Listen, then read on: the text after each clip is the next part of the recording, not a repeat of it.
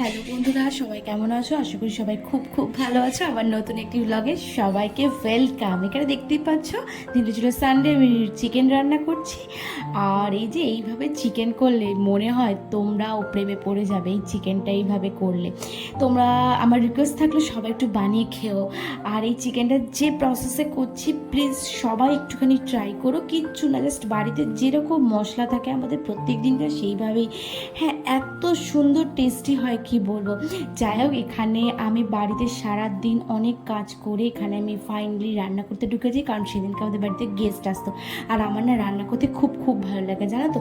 আর এই সানডে ছাড়া আমি না সত্যি বলছি রান্না করতেও পারি না, তার কারণ আমার তো অফিস থাকে, সবাই তোমরা জানো।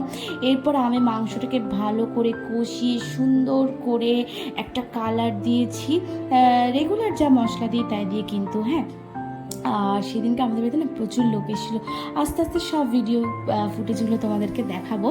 আর এখানে আমি রান্না টান্না করে নিয়ে আমি কিন্তু এই যে তুলসী মঞ্চগুলো দেখছো, এই মঞ্জরিগুলো আমি একটু একটু করে কেটে দিচ্ছিলাম, তার কারণ গাছটা না হলে বাড়তে পারে না। আর এখানে দেখছো দুটো পায়রার ডিম, তোমাদেরকে এক্ষুনি দেখাচ্ছি, দাঁড়াও, এরপরেই দেখতে পাবে। এই দেখো কি মিষ্টি লাগছে না, এই পায়রাটা দুটো ডিম দিয়েছে, তাই আমি না একে সবসময় মানে চাই যত্নে রাখতে।